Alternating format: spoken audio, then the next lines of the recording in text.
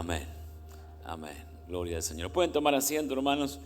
Sean todos muy bienvenidos aquí a la casa del Señor. Queremos que todos puedan tomar asiento. Si hay personas que tienen carteras, sacos en sus asientos y lo pueden quitar, por favor. Hay gente que necesita sentarse. Queremos que todos estén bien. Tenemos clases para niños ahora en la parte de arriba. Los que tienen sus niños lo pueden llevar. Vamos a estar todos atentos ahora a lo que Dios quiere ministrarnos en esta mañana, en este mediodía, agradecidos al Señor. Y como lo dijimos al principio, hoy tenemos un invitado. Es un privilegio, un honor que nuestro hermano Junior Zapata, oriundo de Guatemala, esté aquí con nosotros.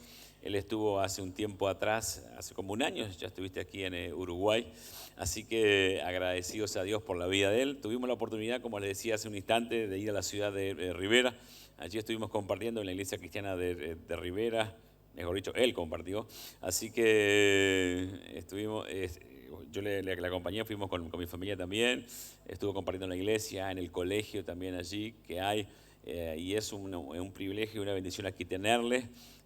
Reconocido, bueno, tiene tantos títulos, pero el título más importante que es un hijo de Dios.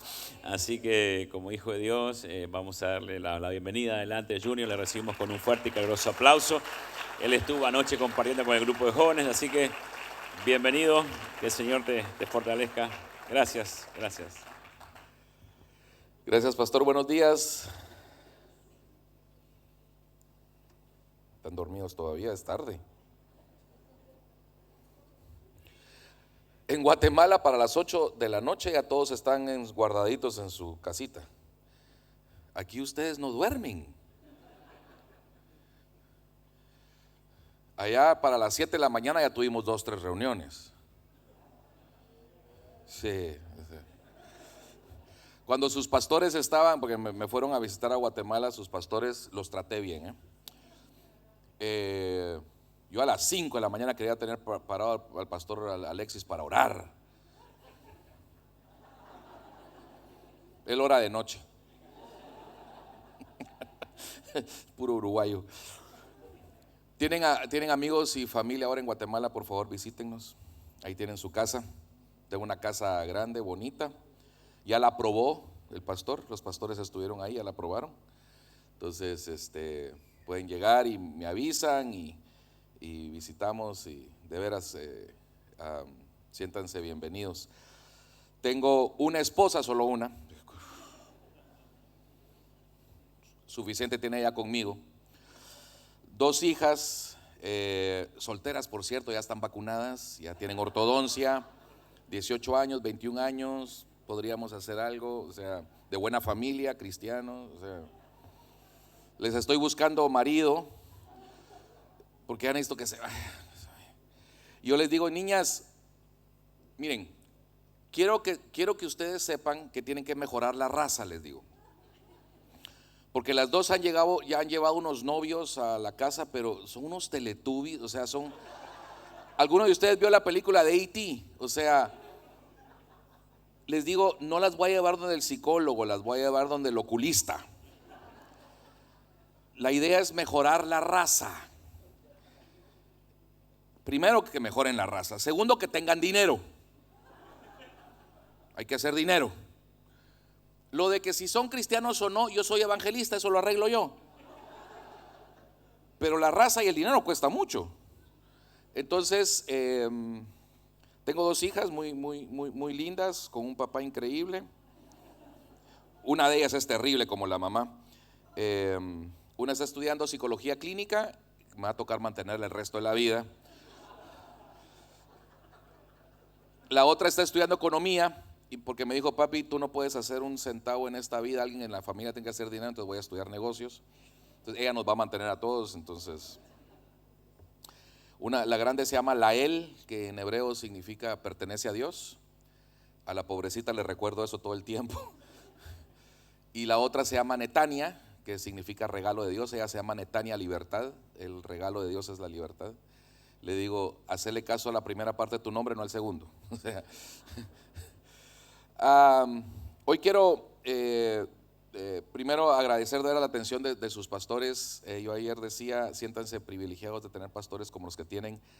He aprendido a amarlos, somos grandes amigos, de veras somos hermanos con Marta y con Alexis. Hasta Santiago me cae bien. Y ustedes deben sentirse privilegiados de tener pastores que los aman y que yo no sé cómo hacen los pastores para tener en su mente los nombres y todo. Yo le digo, conocí a no sé quién, sí, ella es, y me cuenta toda la historia, y eso lo hace con todos ustedes. Saben de dónde viene, todo, cuánto diezman, todos saben de ustedes. Así que gracias por acogerme y por amarme. Quisiera que encendieran sus Biblias en Marcos. ¿Se acuerdan la historia de cuando Jesús estaba durmiendo en la barca y casi se hunde? Y entonces van y lo despiertan y reprende a la tormenta. Realmente lo que estaba enojado es que lo habían despertado, no que se iban a hundir. Porque Jesús les dijo, pasemos al otro lado. ¿Se acuerdan? Pasemos al otro lado, y en medio del lago hubo una tormenta y se quería hundir. Y los discípulos no habían creído en la palabra de Jesús que había dicho, pasemos al otro lado. Si Jesús dice, pasemos al otro lado, vamos a pasar al otro lado aunque haya tormentas. Entonces fueron, lo despertaron y le habló al problema, le habló a la tormenta, a los vientos, y le dijo, calla, y enmudecieron y llegaron al otro lado. Y cuando llegan, le sale un chico que está endemoniado. Y como los novios que han tenido mis hijas. Y entonces le sale un chico endemoniado y Jesús lo libera. Y manda a todos los demonios, ¿se acuerdan? Con 2,000 chanchos, que ese sábado no hubo chicharrones en todo el país, o sea, ¿verdad? Y los chanchos se fueron al mar, ¿se acuerdan? Pues los chanchos no saben nadar. Y interesante que donde el demonio quería quería matar a Jesús, por así decirlo, fue a donde Jesús mandó al demonio. O sea, la tormenta quería hundir a Jesús en el mar, en el lago ese gigante, y Jesús mandó a los demonios al mar. El que ríe de último ríe mejor, ¿verdad? Acuérdense de eso. Y vamos a ver eso. Entonces sana al chico, o sea, lo libera, que es la historia del endemoniado gadareno, y solo el título de la historia me da risa porque refleja cómo los cristianos tenemos una memoria increíble, que nos acordamos cómo era la gente, no cómo es ahora.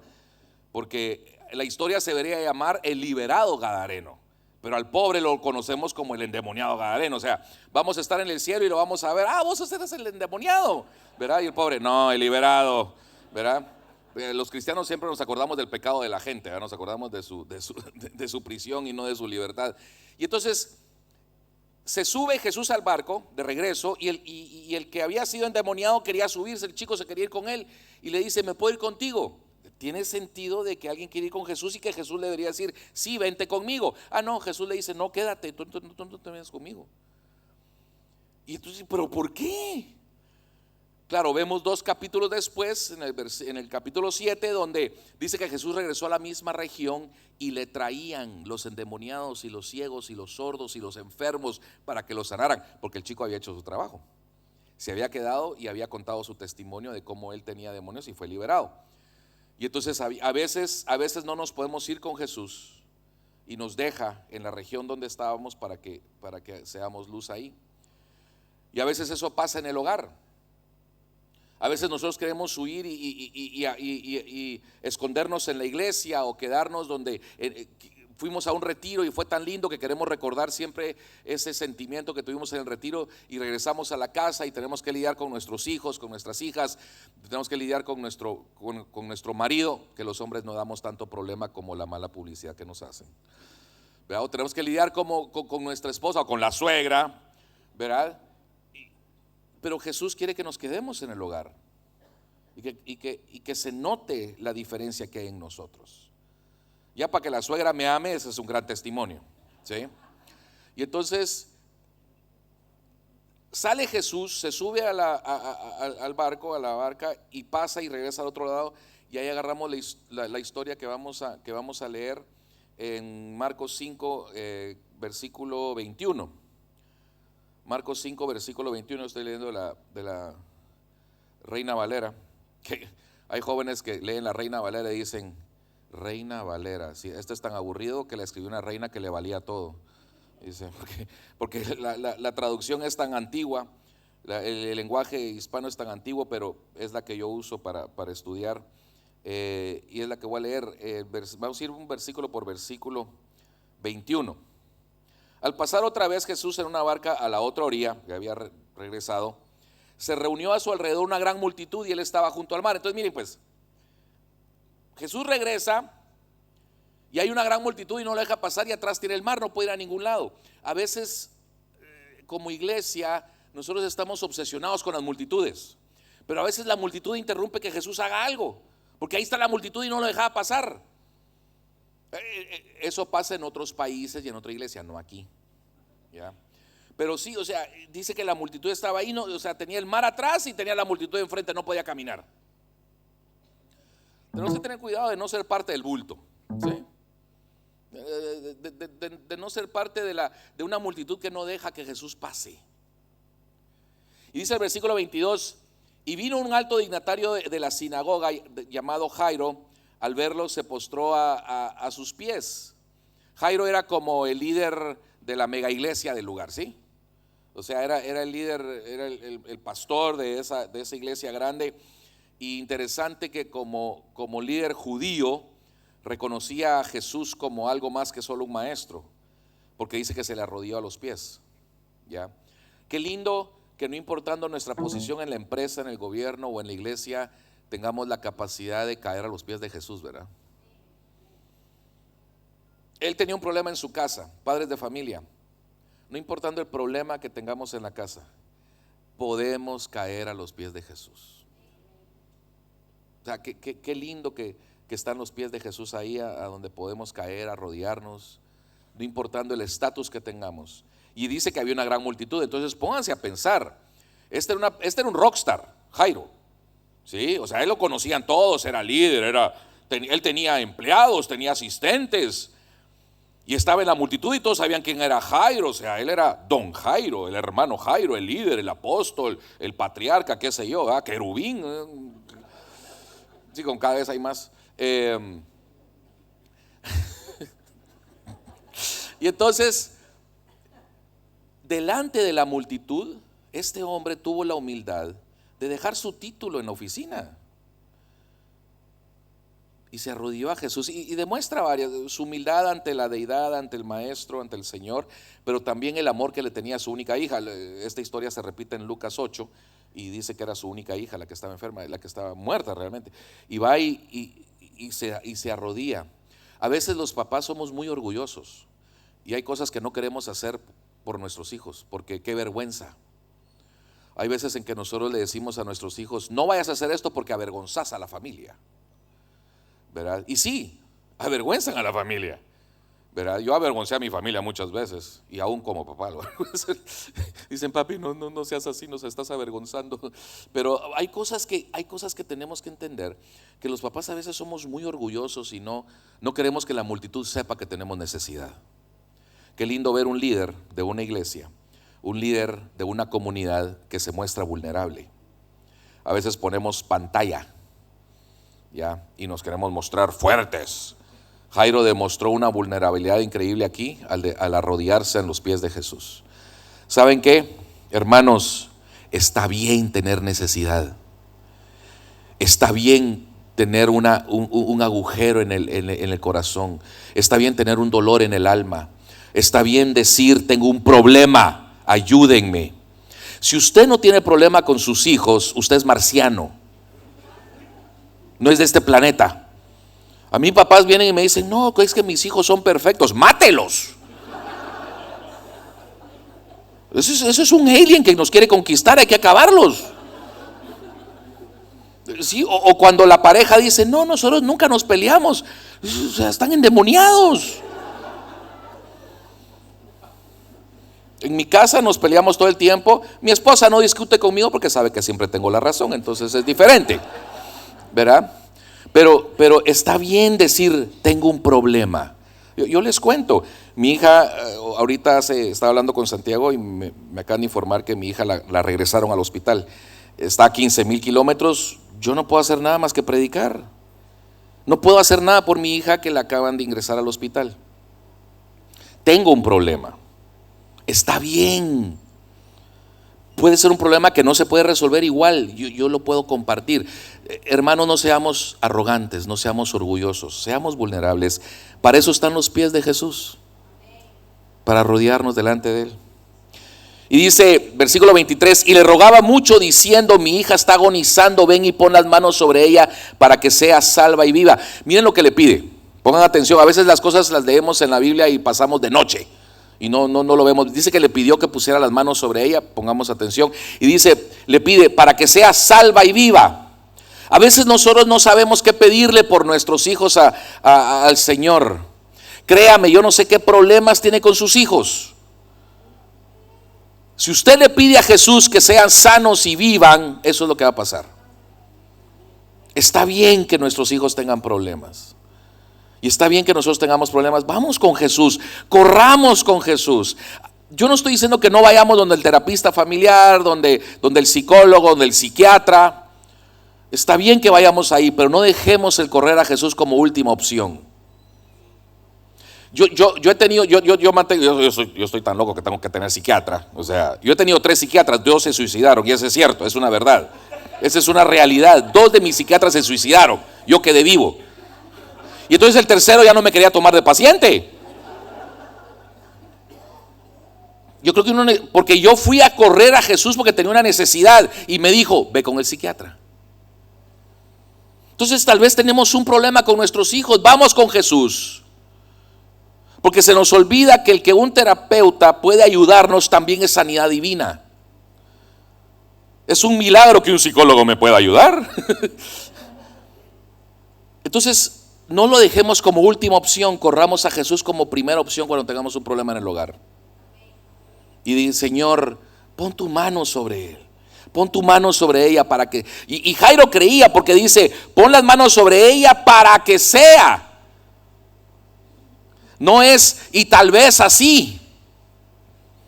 Jairo tenía fe hasta este punto. Hay que correr a Jesús con fe creyendo que Él puede hacer lo que dice que puede hacer. Versículo 24. Fue pues con él y lo seguía una gran multitud. Siempre la gente, ¿verdad? Tomándose selfies y haciendo preguntas y, ¿verdad? Fírmeme la Biblia y... Yo sufro tanto de la fama que no sé qué. Y si fue pues con él, lo seguía una gran multitud y lo apretaban. O sea, si era un gentío, o sea, lo apretaban. No sé si le querían robar la billetera o algo, pero lo apretaban, o sea. Y dice, pero una mujer, y esta historia la conocen, pero una mujer que desde hacía 12 años, acuérdense, ¿cuántos años tenía enferma? 12. Eso va a estar en el examen, así que pongan atención. Pero una mujer que desde hacía 12 años padecía flujo de sangre y había sufrido mucho a mano de muchos médicos y había gastado todo lo que tenía y de nada le había servido, antes le iba peor. Cuando oyó hablar de Jesús, se acercó por detrás entre la multitud y tocó su manto, y porque decía, si toco tan solo su manto, seré salva. Inmediatamente la fuente de su sangre se secó y sintió en el cuerpo que estaba sana de su azote. Esa historia la hemos oído mucho y básicamente es que a mí me gusta mucho Marcos porque presenta a Jesús como alguien que rompe los esquemas, presenta a Jesús como sirviente, como humano, lo presenta como un pastor de jóvenes realmente. A mí me gusta mucho Marcos cómo presenta a Jesús y siempre está rompiendo reglas Jesús. A veces en la iglesia tenemos unas reglas tan tontas y como cristianos evangélicos tenemos unas reglas y juzgamos a la gente por lo que vemos, por la música que oyen, aunque si es reggaetón si se van todos al infierno, pero eso es otra cosa. Los juzgamos que porque se tatúan, que porque el pelo se lo cortaron, que se lo dejaron largo, que porque se hicieron un piercing, que porque, o sea, cosas, está bien que tengamos nuestras opiniones, pero esta pobre mujer estaba como muchas personas que vienen a la iglesia y que tienen que romper reglas para acercarse a Jesús, porque habían reglas tontas ya para entonces, y Jesús por eso vino para romper esas reglas tontas, porque ella primero no podía estar en público porque tenía flujo de sangre, segundo no podía acercarse y tocar a otra persona, y tercero mucho menos a un rabino, y eso era el castigo, era morir apedreada. Nosotros lo vemos como extremo, pero lo mismo hacemos como cristianos muchas veces. Tenemos problema cómo la gente se viste, tenemos problema con cómo habla, con los amigos que tiene, a los lugares a los que va. Y ponemos todas estas reglas. Y a veces es más fácil para un pobre lograr una visa para Estados Unidos que para un pecador entrar a una iglesia. Y esta mujer dijo, bueno, yo me voy a morir, entonces mejor voy a intentar, porque si no hago nada me muero, y si me apedrean me muero, pero por lo menos intenté. Y rompe unas reglas y desafía el sistema. A veces tenemos que desafiar el sistema si queremos ser sanos. Y a veces no debemos de ser las personas que interrumpen que alguien venga y toque el manto de Jesús. Porque a veces nos ponemos así como defensas para que no se acerquen a Jesús. Porque no vienen vestidos bien, porque tienen el pelo raro, porque escuchan música rara, porque tienen unos amigos de dudosa reputación. Y entonces que no se acerquen a Jesús.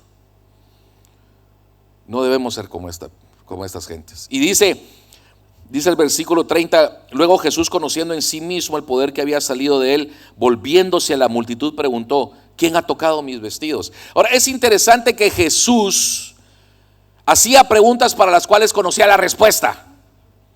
Ha sido desesperante andar con él. ¿Ya? Es como mi esposa, que yo le hago una pregunta y me contesta con una pregunta. ¿No les ha pasado eso a ustedes? Que yo le digo, ¿a qué horas tenemos que estar con tu mamá? Ay, no la llamé, ay, no hice. No fue esa la pregunta que te hice. Y Jesús ha de haber sido andar así con él, porque él regresaba con preguntas para las cuales ya sabía la respuesta. La razón por la que él preguntó quién me tocó no era porque no sabía quién era el Hijo de Dios. Me imagino a los discípulos así como que, vos sos el Hijo de Dios, creador del universo, y nos estás preguntando quién te tocó. Lo que pasa es que él sabía que la mujer había roto reglas y que había que castigarla según las reglas. Entonces quien le dijera quién lo había tocado, tenía que ejecutar el castigo, y quería ver si estos habían aprendido de la gracia o no. A veces Jesús nos pone en situaciones que quiere saber si podemos perdonar, si podemos recibir, si podemos ejercer misericordia, si podemos ejercer gracia a las personas. A veces Dios te va a poner una circunstancia en donde no estás de acuerdo con lo que la persona hace, pero le vas a tener que extender misericordia y gracia.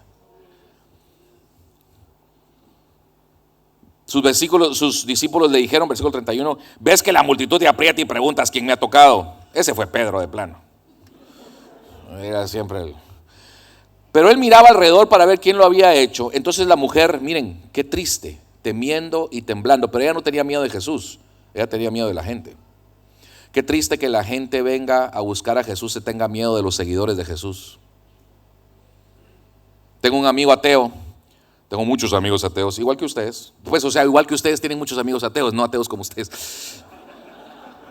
Que en su carro tiene una calcomanía, un sticker que dice, Señor Jesús, líbrame de tus seguidores. Así estaba esta señora. Ella tenía miedo, no de Jesús, sino de los seguidores de Jesús. Porque Jesús la había sanado, no la iba a apedrear. Pero los seguidores sí. A veces tenemos que tener cuidado que la gente no tenga miedo y temblor de nosotros. Por favor, vivamos de tal manera que la gente no nos tenga miedo, sino que sepa que nosotros tenemos el Espíritu de Jesús en nosotros. Y dice, alrededor le había hecho, entonces versículo 33, temiendo y temblando, sabiendo lo que en ella había sido hecho.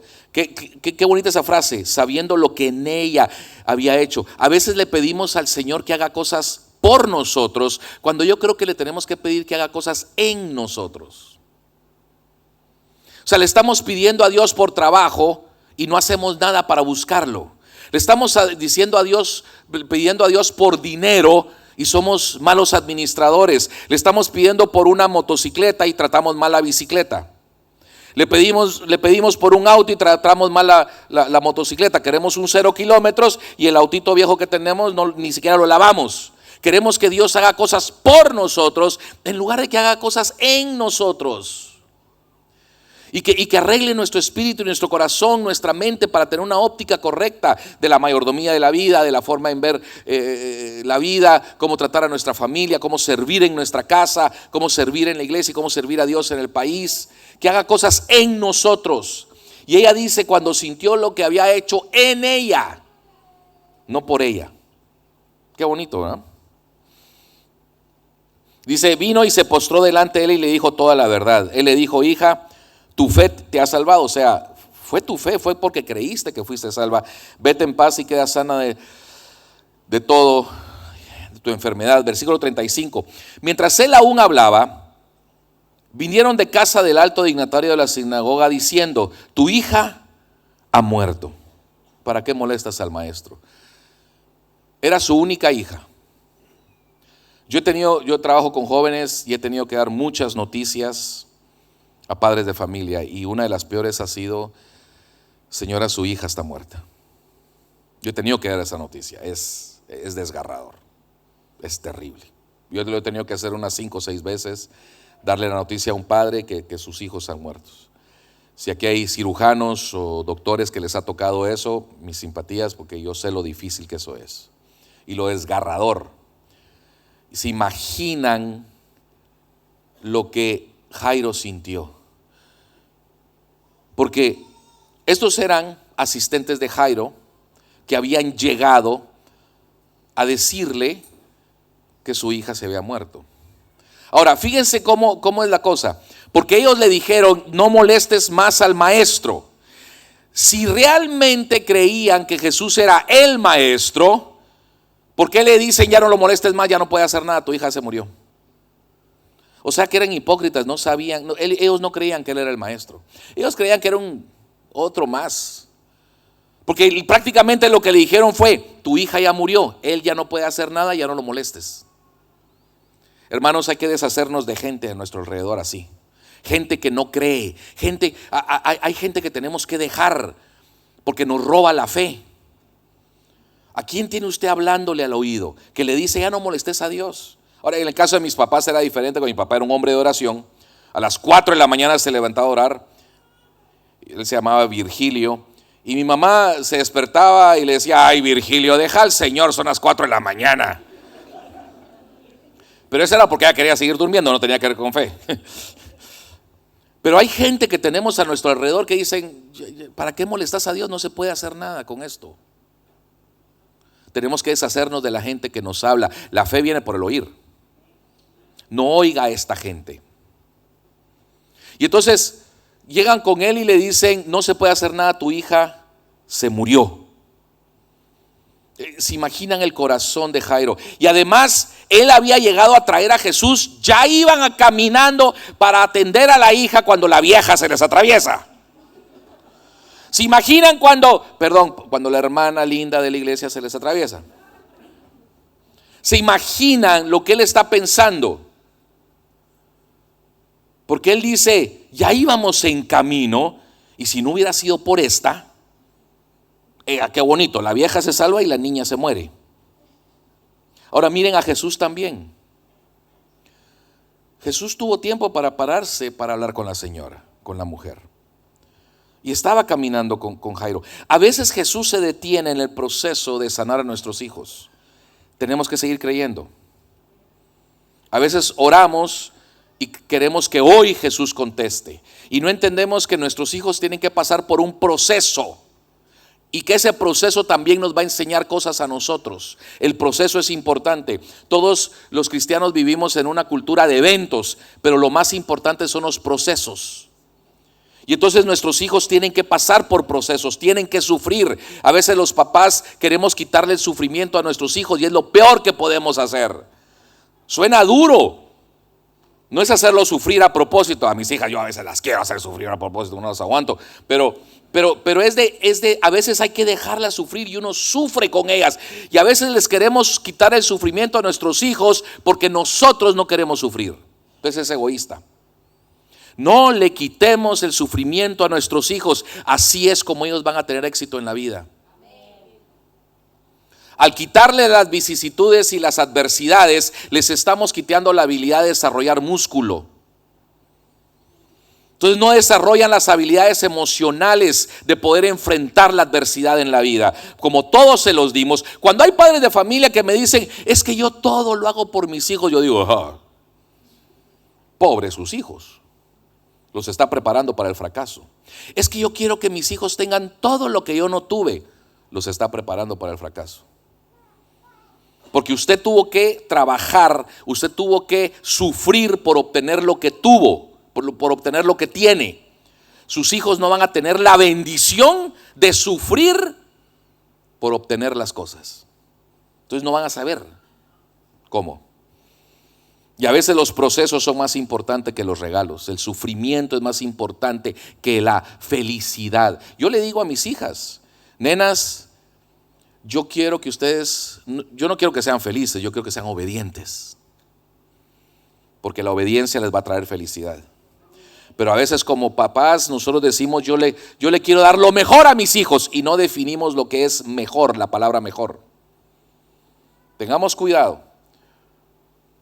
Porque no entendemos que a veces Jesús detiene las cosas para que nuestros hijos pasen por un proceso.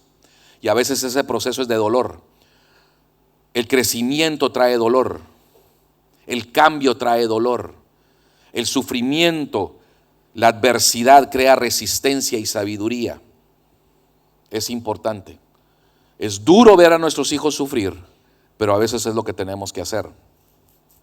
Y entonces, ya me perdí, aquí estamos.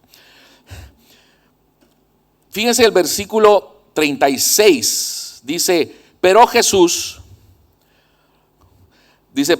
luego que oyó lo que se decía, dijo al alto dignatario de la sinagoga, no temas, cree solamente. En la NBI dice, sin hacer caso a lo que se decía. En griego es prokousa, que significa no escuchando. Jesús no hizo caso, no escuchó, no quiso escuchar por voluntad lo que le dijeron a Jairo. No es que estaba en negación de la realidad, sino que la fe viene por el oír. Y él no quiso escuchar, no molestes al maestro, ya no puede hacer nada. Él sabía que la niña ya se había muerto, esa es la realidad. La fe no cambia la realidad, perdón, la fe no niega la realidad, la fe cambia la realidad. No es que neguemos la realidad de que nuestros hijos tienen problemas, es que no escuchamos las voces que nos dicen ya no se puede hacer nada. Yo no sé qué le han dicho de sus hijos y tal vez le han venido a decir, están muertos, ya no se puede nada con ellos. Y tal vez es cierto, los problemas son tan grandes que pareciera que no se puede hacer nada. Esa es la realidad, pero no escuche a los que le quieren robar la fe, que no se puede hacer nada al respecto. Jesús aquí no escuchó, por voluntad no quiso oír lo que le estaban diciendo a Jairo. Él sabía que la realidad era lo que era, la niña se había muerto, pero no quiso escuchar que ya no se podía hacer nada al respecto. Y entonces le dice una frase que deberíamos tener puesta en nuestro auto o en el espejo donde pasamos muchas horas al día, ¿verdad? Dice, no temas, cree solamente. Hermanos, ¿cuántos de ustedes están teniendo problemas en el hogar? ¿Cuántos sienten desfallecer porque ya no saben a qué hacer con su hijo, con su hija, con un nieto, una nieta? O chicos, ¿cuántos de ustedes creen que ya no se puede hacer nada con sus papás? Miren esta frase, no teman, crean solamente. La realidad es esa, la realidad es el problema que están pasando, pero no teman, crean. Tenemos que creer. Dice, y no permitió que lo siguiera nadie, sino Pedro, Jacobo y Juan, hermano de Jacobo. Siempre Jesús con sus 3 amigos más cercanos, pero qué forma de escoger amiguitos las de Jesús, ¿eh? Estos 3 eran terribles. O sea, uno a veces dice, ¿será que Jesús sí sabía todo? Pedro era intolerable. Jacobo y Juan eran hermanos que ustedes no lo querían en las clases de escuela dominical, a esos 2. Les decían los hijos del trueno. No por el papá, sino por el trueno que ellos causaban. Eran terribles los 2. No, a ellos andaba Jesús cerca. Y vemos a estos 3 siempre con Jesús en este milagro, en la transfiguración y en otras actividades muy cercanos a Jesús. Y entonces no dejó que nadie lo siguiera, sino estos 3. Vino a casa del alto dignatario de la sinagoga y vio el alboroto y a los que lloraban y lamentaban mucho. Lo que pasa es que en ese tiempo había un negocio muy bueno. Tal vez sería una buena idea para hoy en día. Uno podía contratar llorones. Ahora salen llorones gratis, ¿no? Pero uno podía, había gente que uno le pagaba y ellos llegaban a llorar a lo funeral. Y decían, ay, tan linda que era. Era él, ay, tan lindo que era. ¿Verdad? Imagino que uno llamaba y decía, se murió mi abuelo. Y entonces le decía a la otra persona, bueno, ¿qué quiere? Tenemos una promoción hoy, ¿verdad? O sea, tenemos viejas que lloran, tenemos viejas y vieros que lloran, tenemos un combo especial con desmayos, ¿verdad? Y entonces les pagaban para que lloraran y hicieran alboroto. A veces nuestras casas están llenas de gente que eso es todo lo que hacen. Tenemos que evitar esta clase de gente que uno les pregunta, ¿cómo estás? Ahí, pasando, bien dura la situación. ¿Cómo vas? Muy mal. Es esa clase de gente que dice, uf, qué día tan feo, todo gris. Y al día siguiente que hay sol, uf, qué calor. O sea, ni picha, ni cacha, ni deja batear, ni usa uniforme, ni es del equipo. Es terrible esa gente. Hay que vayan a la casa de alguien más a llorar. No deje que esos anden alrededor de su casa, porque esos andan buscando la muerte, andan buscando donde hay problemas. Mándelos a otro lado, ahí con la suegra, que se vayan. Ahí porque es gente que solo anda buscando dónde está el muerto. Tenemos que buscar gente que celebre la vida. Rodéese de gente que celebre la vida. Versículo 39 dice, entró Jesús y les dijo, ¿por qué alborotáis y lloráis? Tenga cuidado de no tener gente que solo alborota y llora. Dice, la niña no está muerta, sino dormida. Ahora, la niña estaba muerta, en Lucas 8 dice que estaba muerta. Aquí está usando la metáfora y como los estaba sacando, les estaba diciendo, están llorando por nada. Y se burlaban de él. Le tengo una pregunta, hermano. ¿Usted tiene gente en su casa que se burla de Jesús? Sáquelos. No porque se burlan de su fe, sino que porque se burlan de la vida, se burlan de lo bueno que puede pasar. Cuando nos critican nuestros familiares, cuando nos critican nuestros amigos por lo que creemos está bien, nos toca. Pero cuando se empiezan a burlar en el sentido de lo bueno que puede suceder con nuestros hijos, en lo bueno que puede suceder con nuestro hogar, no nos conviene tener esa gente alrededor.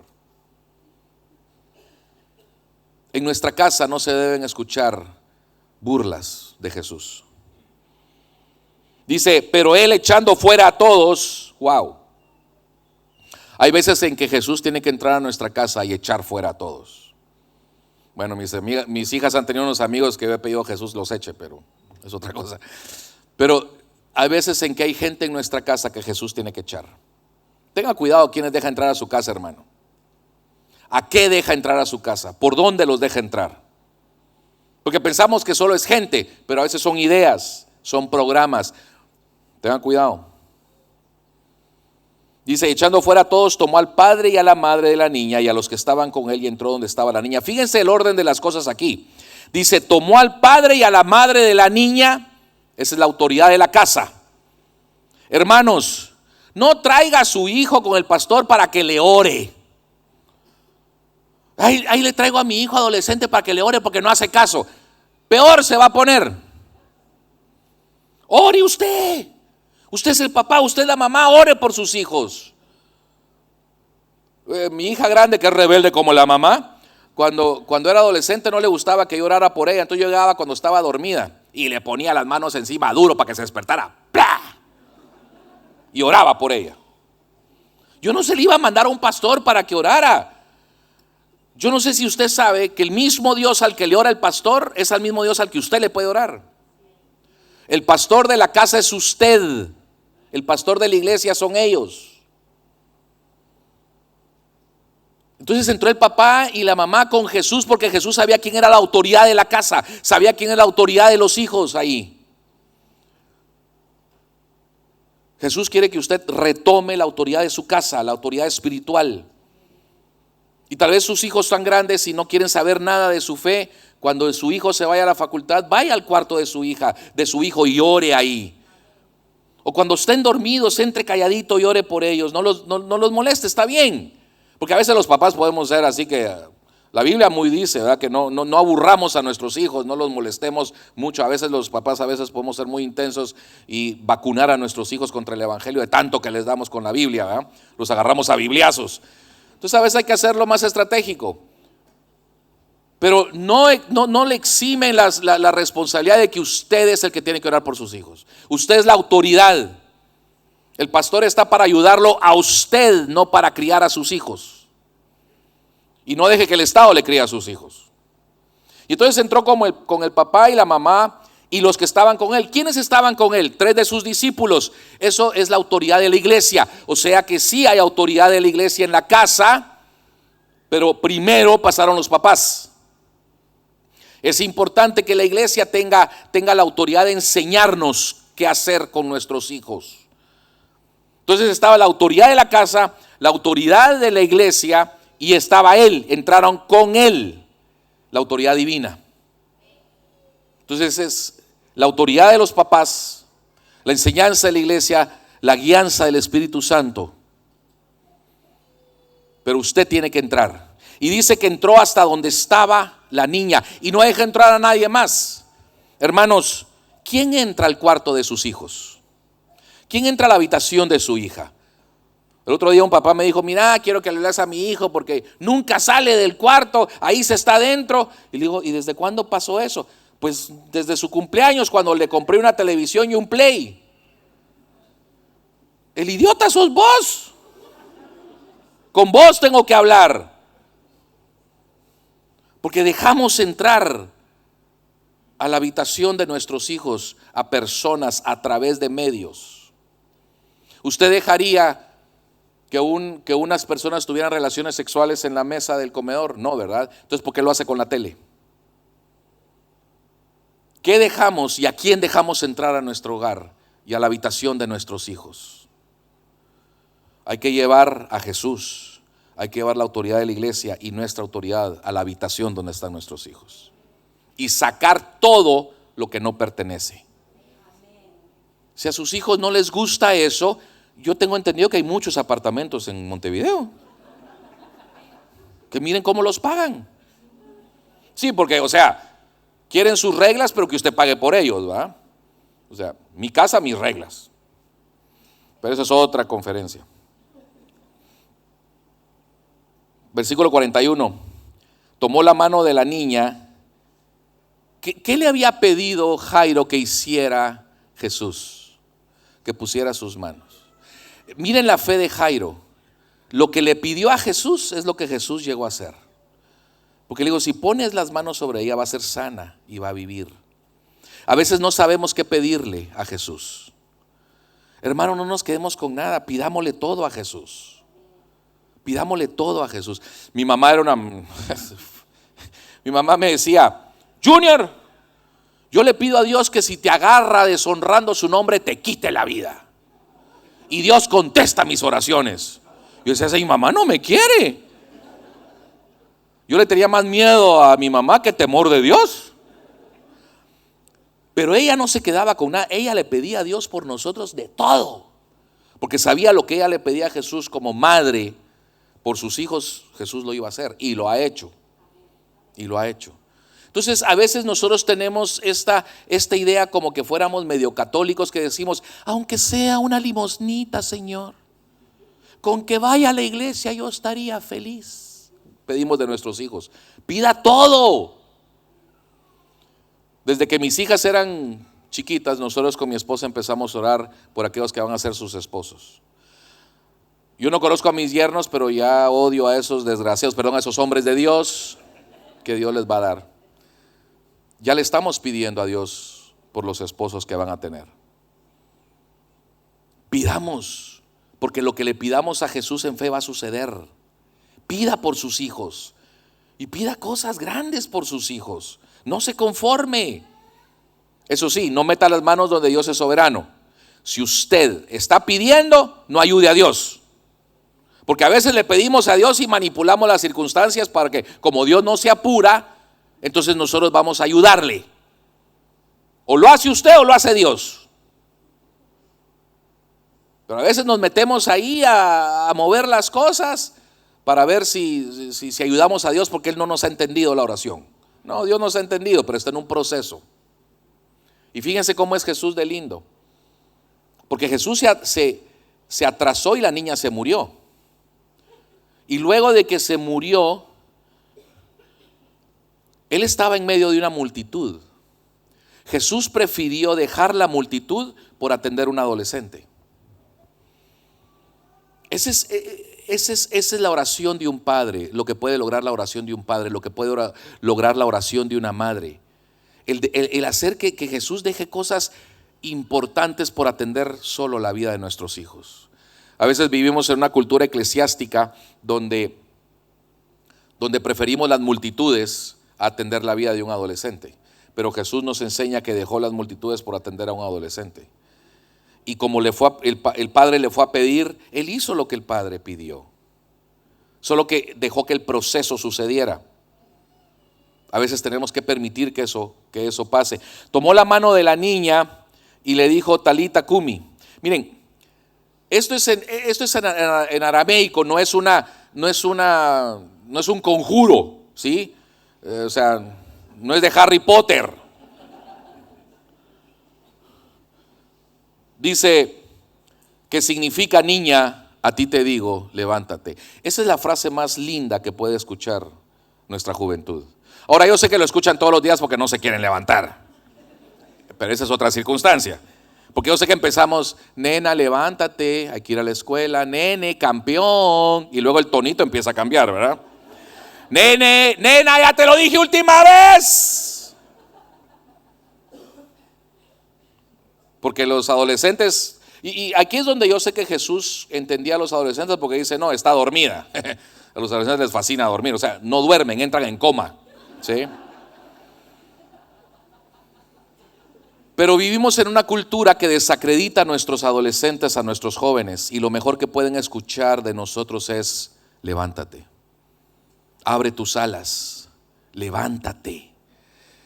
O sea, yo trabajo con jóvenes que sus papás le dicen, ojalá no hubieras nacido, vos te me chispoteaste, no vas a ser bueno para nada. Nuestros hijos, por eso es que la gente cree que están muertos, porque nadie les ha dicho, levántate. Nuestros hijos van a hacer cosas malas, o sea, van a cometer errores y van a cometer faltas, pero eso no es porque sean malos, eso es porque son adolescentes. Es porque son niños, es normal.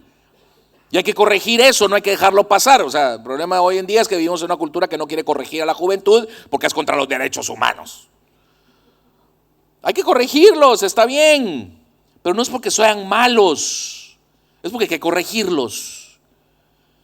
Y los corregimos y les decimos, levántate. No estás muerto, no les creas, solo duermes. Niña, a ti te digo, levántate. Inmediatamente la niña se levantó y andaba. Imagínense cuando Jesús venga y le hable al corazón de sus hijos y usted vea el problema resuelto y los vea andar. Dice el Salmo 112:2, dice, bienaventurado el varón que teme a Jehová y en sus mandamientos medita de día y de noche, sus hijos, su descendencia será poderosa en la tierra. Imagínese ver a sus hijos como poderosos en la tierra, porque es la intervención de Jesús en la vida de ellos. Y dice que ellos se imaginan el gozo en la mamá, se imaginan el corazón de Jairo. O sea, me imagino a doña Jaira, me imagino que así le decían, con el corazón hinchado de felicidad al ver a su hija caminar. Eso es maravilloso. No sé qué le han dicho de sus hijos. No sé qué te han dicho de tus papás. No sé qué le han dicho de sus nietos. No están muertos, solo duermen. Entre con Jesús a su cuarto y permita que Jesús les diga, levántate. Y usted va a ver a esa persona que usted ama, que pensó que estaba muerta y que tal vez estaba muerta, lo va a ver andar, la va a ver andar. Pero no tema, crea solamente. Y dice Pero él les insistió que nadie lo supiera. Sí, porque se le iba a llenar otra vez de gente, ¿verdad? Pero miren lo que después dice. Y dijo que le dieran de comer a la niña. Aquí es donde yo sé que Jesús era pastor de jóvenes. Porque él sabía que lo primero que un niño, un adolescente hace cuando se despierta, ¿qué es? Comer. O sea, son como el gato Garfield que decía, ay, yo como y me da un sueño. Me despierto y me da un hambre.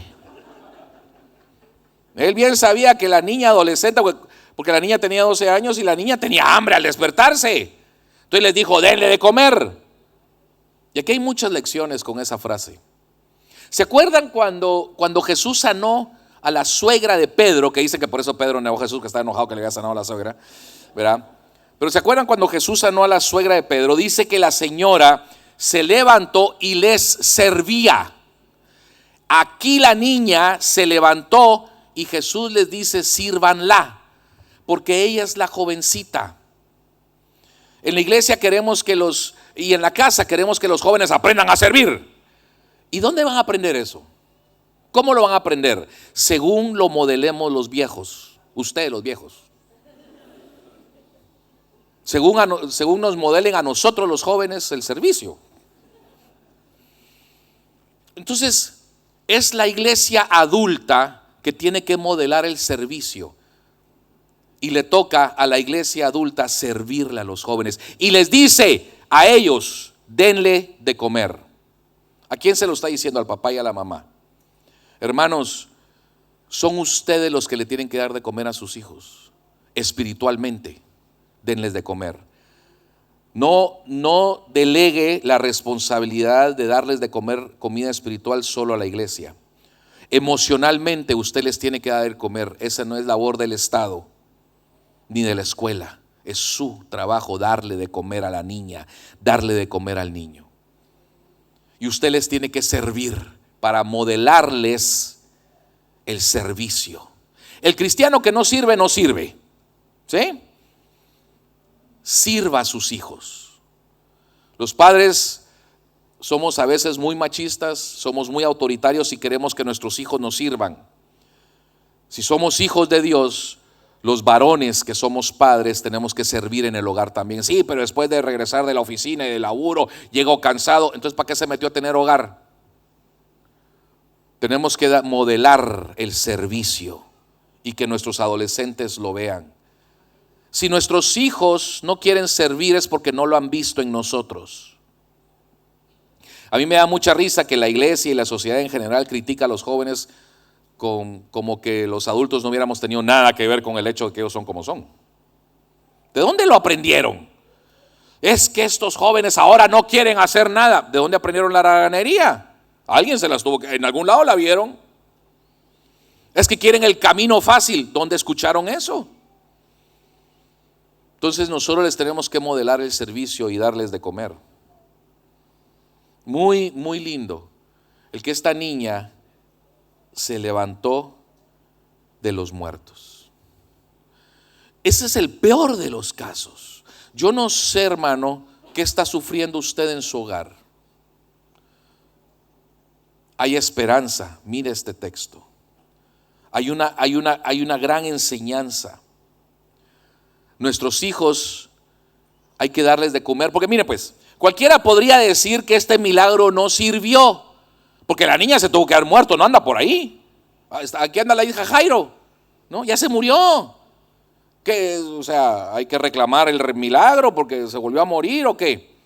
Lo que pasa es que por eso es que les tenemos que dar a nuestros hijos una buena vida, los tenemos que alimentar para que en el tiempo que tienen la vida después de que Jesús los haya levantado, vivan bien. No podemos confiar de que como Jesús lo resucitó a la niña, entonces ya no le voy a dar de comer porque si se enferma y se muere, llamo a Jesús otra vez. No, porque ahora sí va a ser culpa suya. La primera vez fue la enfermedad que la mató. La segunda vez es culpa suya. Jesús puede sacar a sus hijos del problema en que están. Pero la segunda vez usted tenga cuidado de no hacer las mismas decisiones que llevaron a sus hijos a estar donde estaban. Porque el milagro es que nosotros aprendamos a cuidar de nuestros hijos. Ese es el milagro. El milagro es que nuestros hijos aprendan a vivir bien. Levantarlo de los muertos era fácil para Jesús. Eso no era problema. El dador de la vida. Eso no es problema. El problema es que nosotros los padres entendamos en la cabeza dura cómo hacerle para que no se vuelvan a morir nuestros hijos.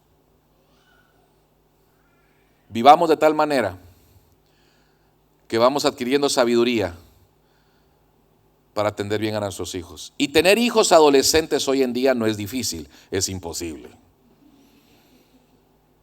Levanten la mano los que tienen hijos adolescentes. Dios los bendiga.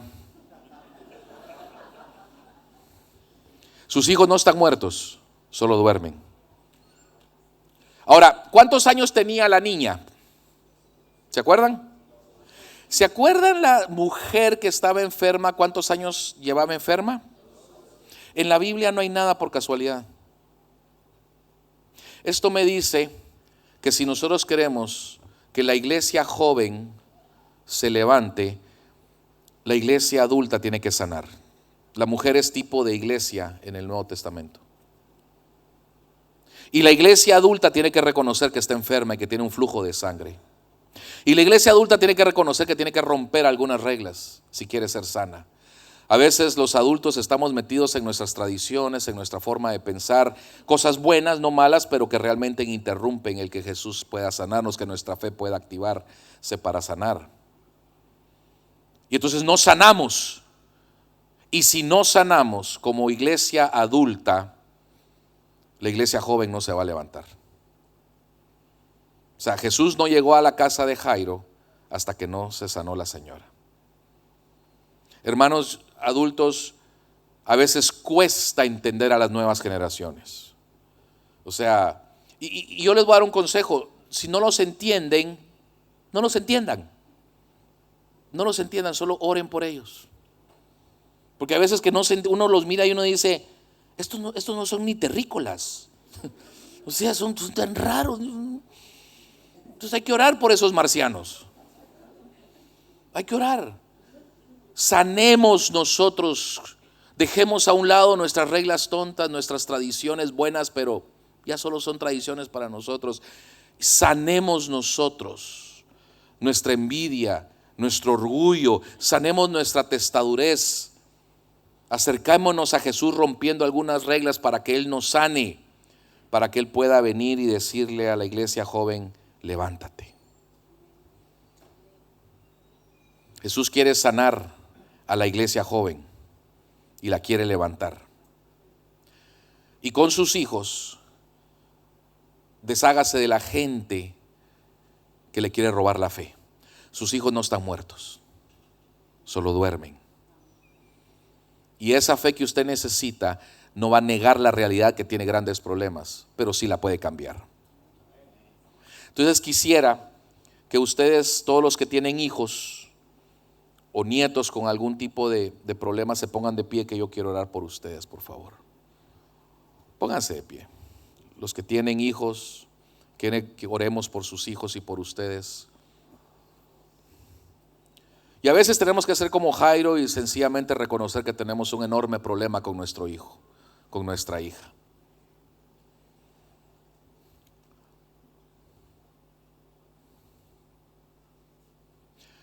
Y en el nombre de Jesús, hermanos, yo les digo, no teman, crean, solo crean.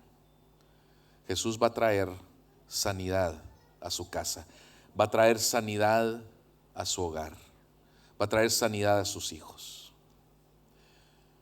Entonces, ahí donde está, cierre sus ojos y corra a los pies de Jesús. Haga lo que Jairo hizo.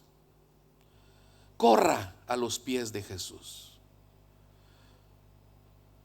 Y ahí en los pies de Jesús, pida por su hija, pida por su hijo.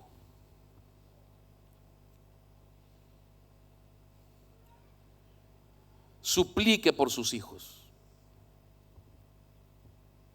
Dígale, Señor, si tú pones tu mano sobre mis hijos,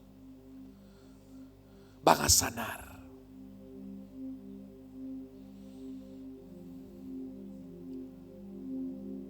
Dígale: Señor, ven a mi casa. Señor, ven a la habitación de mi hijo, de mi hija. Ve al apartamento de mi nieto.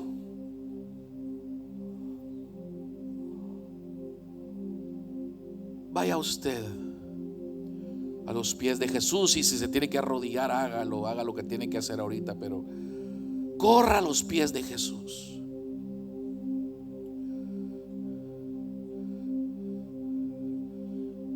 Y en el nombre de Jesús rompa la relación con las personas que le quieren robar la fe, que le dicen: ya no molestes al maestro, ya no se puede nada con tus hijos, ya no se puede nada con tus nietos. Escoja no escucharlos, porque sí se puede hacer algo. Pídale a Jesús que vaya al cuarto de su hija, que vaya al cuarto de su hijo, y que le diga: levántate. Dile: Señor, eres bienvenido en mi casa. Te llevo hasta donde están mis nietos, te llevo hasta donde están mis hijos. Entra con autoridad divina y sana a mi hija, sana a mi hijo.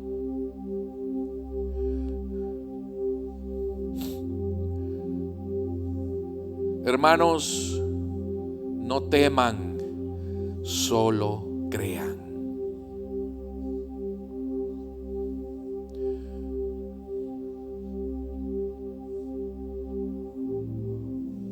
Espíritu Santo, tu poder que resucitó a Jesucristo de entre los muertos, vive en nosotros. Llena nuestro hogar, llena la habitación de nuestros hijos, el apartamento de nuestros hijos, de nuestros nietos, de nuestros sobrinos, y con poder levántalos. Venimos corriendo a tus pies, Señor Jesucristo, para que vengas y pongas tus manos sobre la vida de nuestros hijos, porque entonces serán sanos y vivirán, serán salvos y vivirán. Reprendemos al temor y creemos.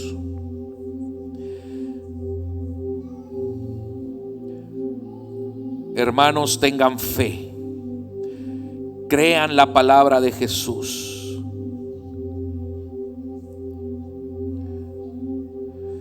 La iglesia cree con ustedes. Jesús va con ustedes a su casa. Sus hijos serán sanos. Llamamos a la vida, a la restauración, a la salvación en la vida de nuestros hijos, en el nombre de Jesús. Levantamos la vida de nuestros hijos. Y hablen con autoridad, hermanos. Hablen con autoridad y díganle a sus hijos: levántate. Díganle a sus hijos: levántate. Hablen con autoridad, que el Señor está con ustedes. Espíritu Santo, ministra el corazón de estos padres, de estos abuelos, de estas tías, de estos tíos. Fortalece su fe. Dales autoridad para hablar vida a la vida de sus hijos. Dales autoridad para reprender a aquellos que se burlan y que no creen. Darles autoridad para reprender el temor. Espíritu Santo, fluye de ellos vida para sus hijos. Y aún en la habitación sus hijos serán ministrados por el Espíritu Santo. crean en el nombre de Jesús. Amén. Amén.